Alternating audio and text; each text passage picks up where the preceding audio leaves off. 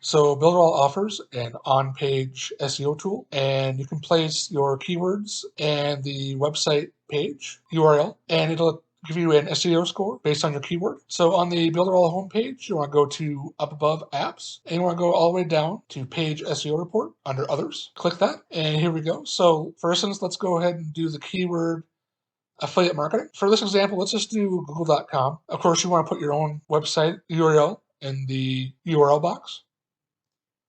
Going to put google.com and click send. Okay, now we get up on this page, and this is going to give you a score. Of course, google.com isn't trying to rank for affiliate marketing keywords, but this is just an example.